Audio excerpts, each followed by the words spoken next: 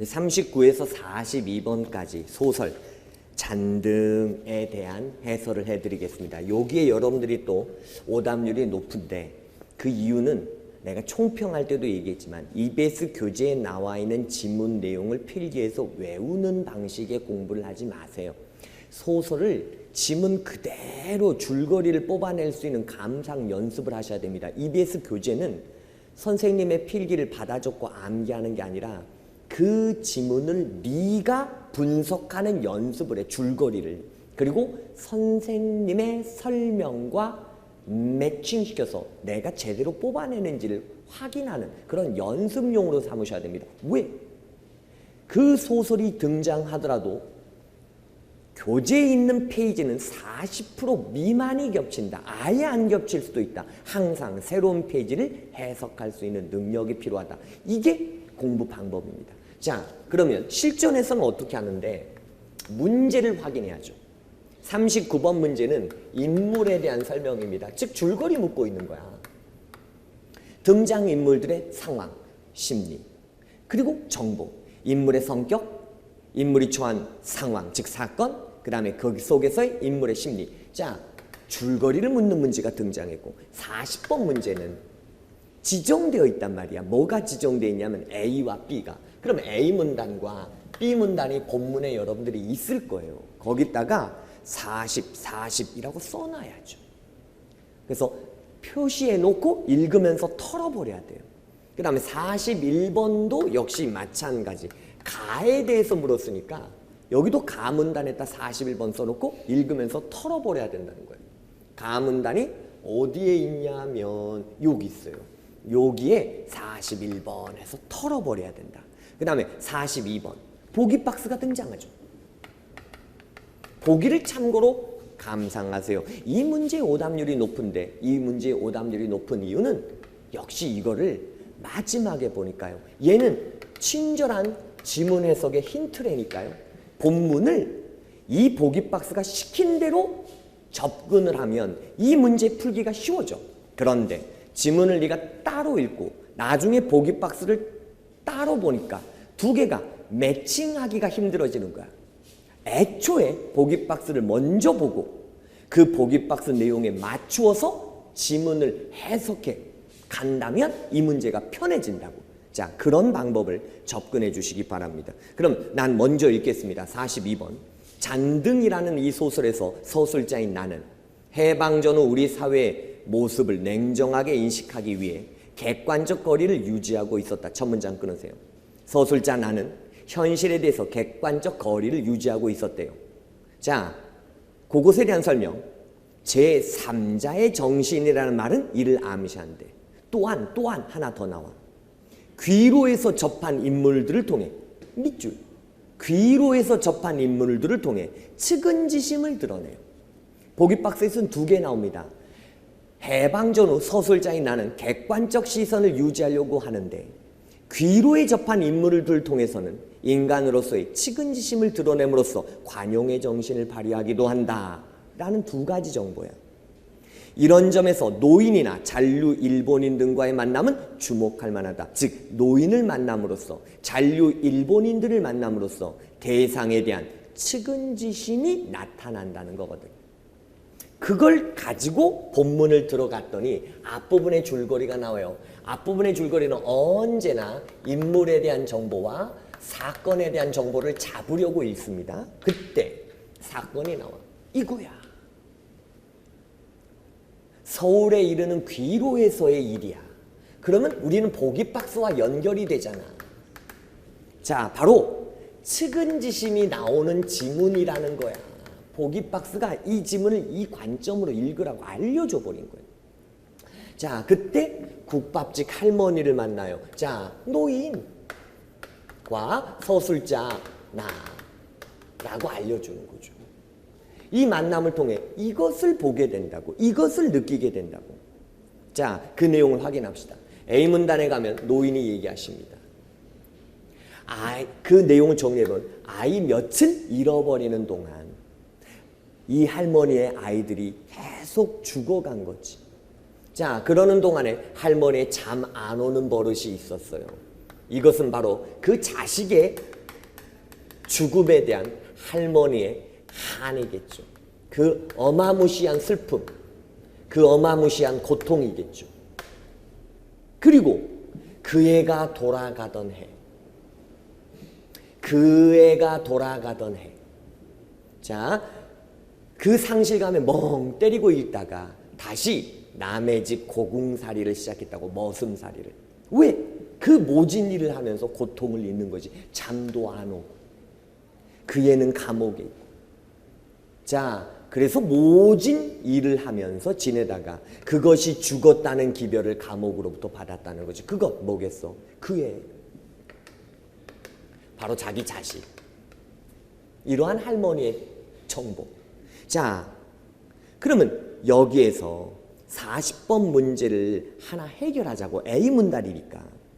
거기에서 40번 문제 1번 답항의 기억은 대화를 통해 인물 간의 관계를 드러낼 것 이랬는데 A에서 노인과 나의 갈등을 해소하는 장치로 실현되었군 이라고 써져 있어. 그러면 여기 A 문단에 노인과 내가 대립하냐고.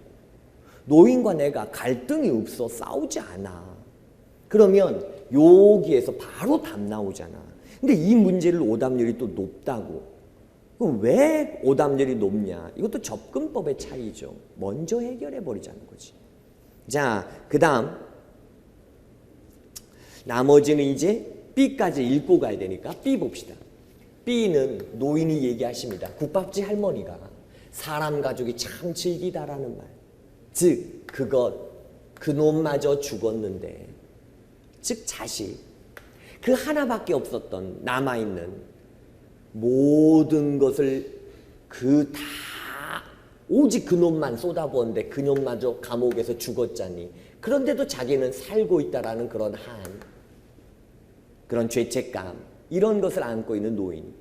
그렇게 마음이 단단해 보이던 그 할머니가 자, 한번 무너지자 이 슬픔을 토해내자. 긴 한숨을 겁잡지 못하고 슬픔을 토해내죠.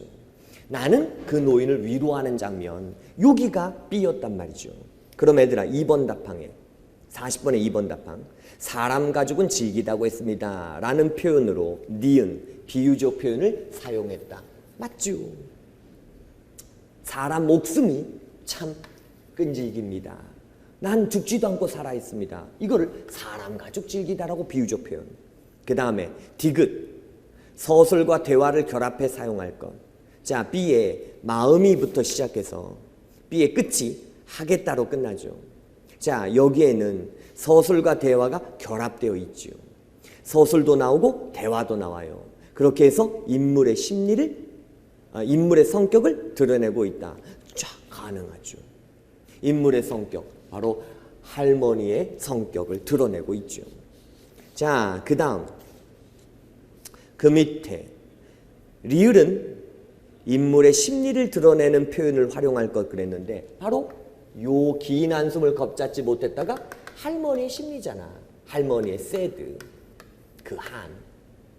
자, 그 다음 5번 답항 미음은 대상을 지칭하는 표현을 다양화하라 그랬는데 동일 인물을 그의, 그것, 그놈으로 표현해요. 전부 뭐예요? 죽은 자식이죠. 감옥에서 죽은 자식. 자, 맞네요. 그렇게 해서 확인을 읽으면서 털었을 때 빠르다는 거야. 읽으면서 해결하자. 자, 그 다음에 다음 지문으로 이어가 보시면 그 뒤에 있는 내용은 뭐냐? 자, 노인이 계속 이야기하십니다. 내 새끼 죽인 놈들, 일본 놈들이죠. 일제치하에 감옥에 들어가서 내 아들이 죽었어. 자, 그 놈들 이를 빡빡 갈고 싶지만 그 녀석들이 이제 무릎을 꿇었다고. 이제 해방이 됐잖아요. 걔네들이 패망했잖아요. 본국으로 도망가거나 잔류해 있는 그 비참한 인본들이 보이는 거죠. 그들을 볼 때 어디 매갈 데가 있습니까? 아니, 그렇게 이를 갈고 온 놈들인데 결국 얘네들도 패망하니까 눈물만 나올 뿐 때릴 수가 없다. 바로 뭐예요? 그래, 보기 박스에서 얘기했던 그 측은지심을 할머니가 이 망한 일본인들에게 느낀다고. 자, 이런 할머니의 측은한 표현을 보면서 그 뒤에 줄거리, 내가 바로 낮에 있었던 행상길에서 일어났던 장면을 떠올리는 거죠.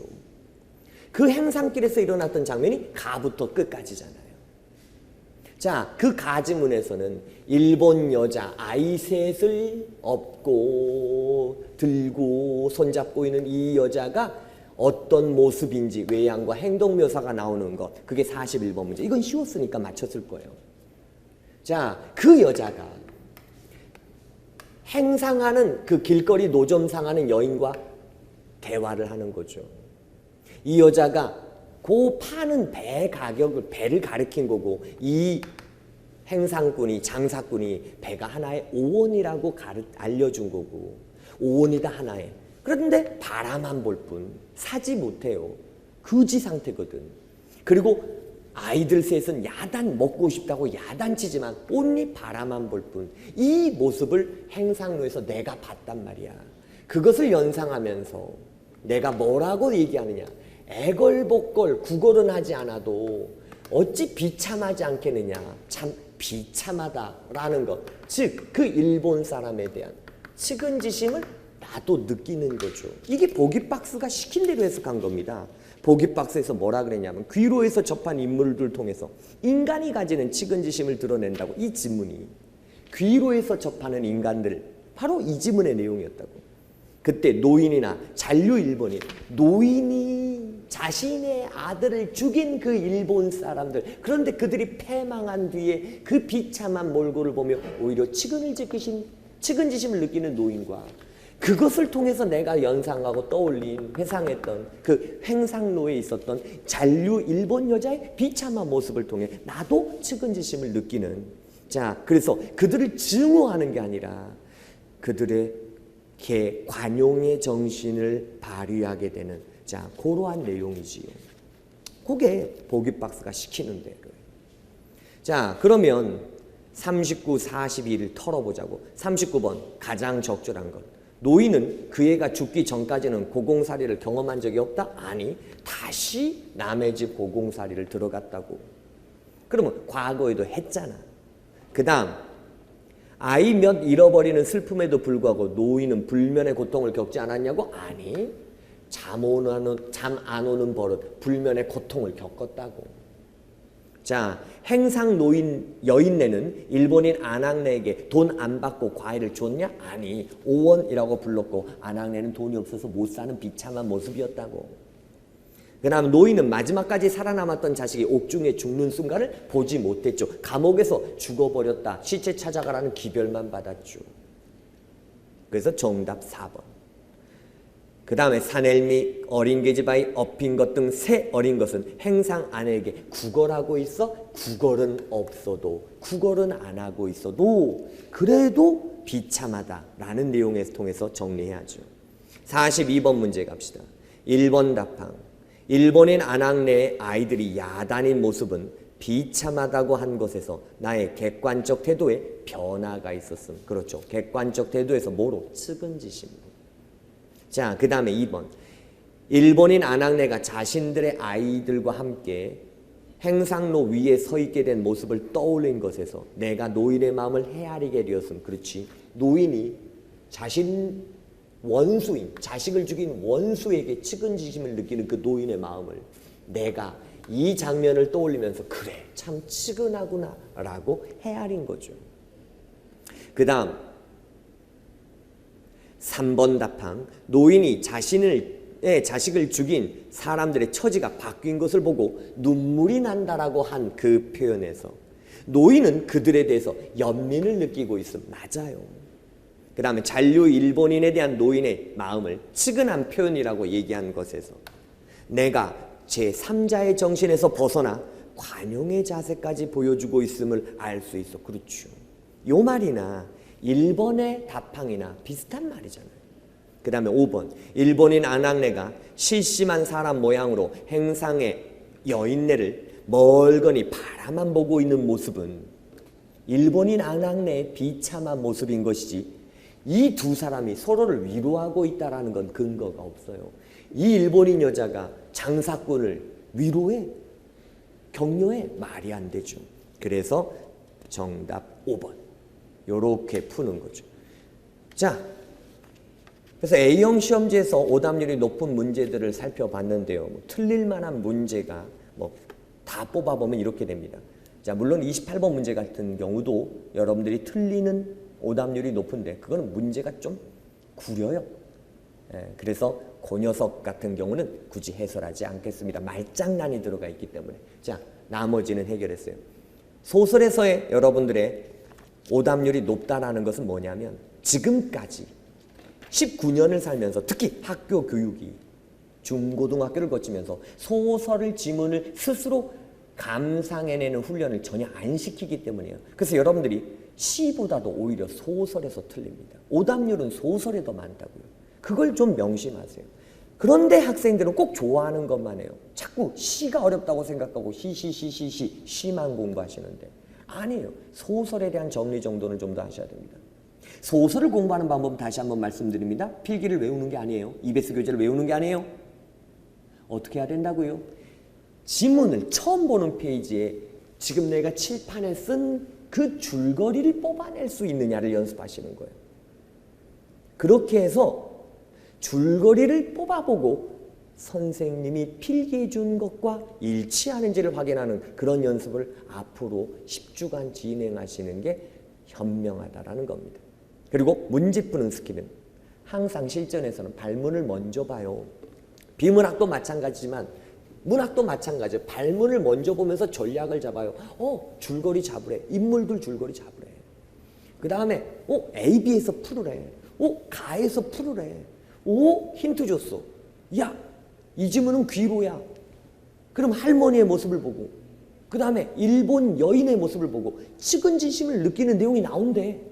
얼마나 친절한 힌트야. 그걸 먹고 지문을 거기다 미리 끼워넣어야죠. 그래야 문제 풀기가 수월해진다는 거야. 문학에서나 비문학에서나 보기박스 문제가 3점짜리인데 문학의 보기박스 문제 3점짜리는 이걸 싫어하지 마세요. 좋아하세요. 왜? 친절한 해석의 힌트란 말이야. 사실 그건 3점짜리가 아니라 여러분들에게 출제자가 주고 있는 베스트 서비스야. 그걸 잘 먹어주는 방법을 연습하시면 되겠습니다. 우리가 수업 시간에 했듯이. 자, 여기까지 해서 A형의 해설을 마치도록 하겠습니다. 수고하셨습니다.